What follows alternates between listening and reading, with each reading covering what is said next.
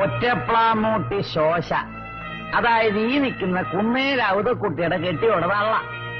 തിരുമേനി ഈ കുപ്പായം വിട്ടുപോയെങ്കിൽ അവരിപ്പോഴും അവിടത്തേക്ക് കൂടപ്പറന്ന് പെങ്ങള് തന്നെ അല്ലയോ?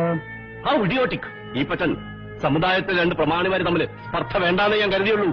But you terribly mistake me.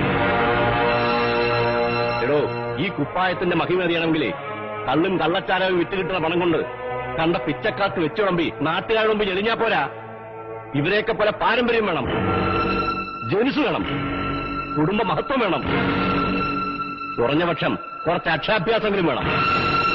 U are but too irreverent and outspoken. നേരാ തിരുമേനി, ഈ പച്ചൻ പള്ളിക്കുറിച്ച് പോയിട്ടില്ല. മരം വെട്ടുകാരനായിരുന്നു എന്റെ അപ്പൻ. കൺമുമ്പി വെച്ച് എന്റെ അമ്മച്ചിയെ കയറി പിടിച്ച റേഞ്ചർ സാഹിബിനെ ഒറ്റ വെട്ടിന് 2 തുണ്ടാക്കിയിട്ട് എന്റെ അപ്പൻ ജയിലിൽ കയറുമ്പോ എനിക്ക് 9 വയസ്സ്.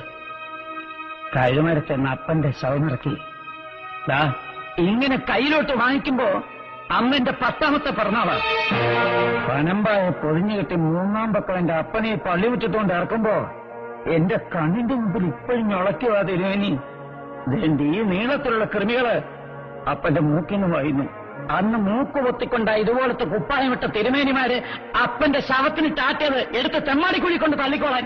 അന്യം വേർക്കുന്ന കാശ് കൊണ്ട് അപ്പം തിന്ന് വീഞ്ഞും കുടിച്ച് കോണ്ടാസയിലും ബെൻസയിലും കയറി നടക്കുന്നവരുടെ പളവളത്തെ കുപ്പായത്തോട് അന്ന് തീർന്ന തിരുമേനി ബഹുമാനം. ഇപ്പൊ എനിക്ക് അതിനോട് തിരുമേനി ഇംഗ്ലീഷിൽ പറഞ്ഞ സാധനമാ. എന്നതാടാ നീ തലകുലിക്കല്ലോ?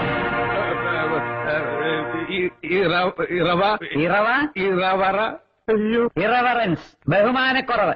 കേട്ടോ തിരുമേനി, കർത്താവിന്റെ കാര്യത്തിലും അതെ, കള്ള് കച്ചവടത്തിലും അതെ. എനിക്കൊരു മെത്രാത്തിന്റെ ഇടനില വേണ്ട.